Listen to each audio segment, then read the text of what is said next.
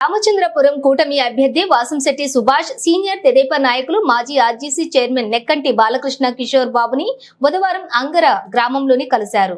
ఈ సందర్భంగా పక్క నియోజకవర్గంలోని కూటమి అభ్యర్థిగా బరిలో ఉన్న తన విజయానికి సహాయ సహకారాలను అందించాలని నెక్కంటిని కోరారు. రాష్ట్రంలోని అవినీతి పాలనను అంతమొందించే దిశగా కలిసి పనిచేయాలని సుభాష్ అభ్యర్థించారు.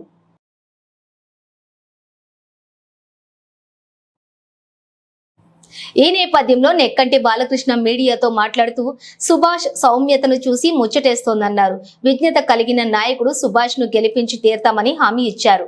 తనకున్న అపార రాజకీయ అనుభవంతో రామచంద్రపురం నియోజకవర్గంలో సుభాష్ గెలుపుకు తమ కృషి చేస్తామని వెల్లడించారు. పార్టీ క్రమశిక్షణ అభ్యర్థుల్లో పూర్తిగా కనిపిస్తోందని హర్షం వ్యక్తం చేశారు. ఈ కార్యక్రమంలోని నాయకులు, కార్యకర్తలు, అభిమానులు తదితరులు పాల్గొన్నారు. ఆయన యొక్క హృదయాన్ని, ఆయన సంస్కారాన్ని నేను గౌరవించు, నాకు ఇంక మరింత ఎక్కువ బాధ్యత కలిగిందని చెప్పి ఈ సందర్భంగా మనం చేస్తాము. నేను మామూలుగా నా డ్యూటీ ప్రకారం తిరిగి ఉండేవాడినేమో, కానీ ఈ ఆడ సుభాష్ యొక్క సంస్కారానికి నేను ముగ్ధున్నే. ప్రతి క్షణం కూడా అతనికి అన్ని రకాలు ఏ విధంగా నా వల్ల ఉపయోగపడుతుందో అన్ని రంగాల్లోనూ అన్ని విధాల పూర్తి సహాయక శాఖలు అందించి అతను పూర్తి విజయానికి నా వంతు కృషి చేస్తానని ఈ సందర్భంగా నేను మీ అందరికీ తెలియజేస్తాను. పాలన వైఎస్ఆర్సీపీ పాలన ఉందో ఆ పాలనని ప్రజలు తీవ్ర స్థాయిలో చేదరించుకుంటా ఉన్నారు. దానికి అనుగుణంగా మరి చంద్రబాబు నాయుడు గారు తీసుకునే ఒక్కొక్క స్టెప్ కూడా ఏదైతే సూపర్ 6 ఉందో, అలాగే బీసీ డిక్లరేషన్ ఉందో అది ప్రజలు పూర్తిగా స్వాగతిస్తూ ఉన్నారు.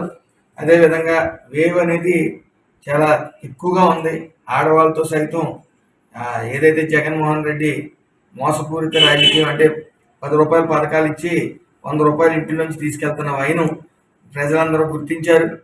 ఏదైతే భారం విపరీతంగా ప్రజల మీద వేయటం, ప్రజలు ఏదైతే కరెంటు బిల్లు ఉందో, అలాగే నిత్యావసర సరుకులు ఉన్నాయో అన్నీ కూడా విపరీతంగా పెరిగిపోవటం, ఏదైతే బీసీలకి 30 పథకాలు ఉన్నాయో అన్నీ తీసేయటం, ఎస్సీలకి 28 పథకాలు తీసేయటం, ఇవన్నీ కూడా తీవ్ర స్థాయిలో వైఎస్ఆర్సీపీ మీద వ్యతిరేకత ఉంది.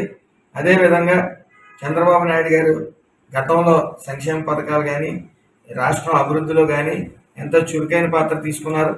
మొన్నసారి ఒక్క ఛాన్స్ అనుకుంటూ వచ్చి అందరినీ నమ్మించి మాట తప్పం మడం తిప్పమని చెప్పుకుంటూ వచ్చి అన్ని మాటలు తప్పి మడం చెప్పి మరి రాష్ట్ర ప్రజలు మోసం చేశారు. దానికి వైఎస్ఆర్సీపీ అనే మాట అని ఆ పార్టీ ఊసు కానీ ఈ రాష్ట్రంలో రాదని చెప్పి బలంగా నమ్ముతా ఉన్నాం.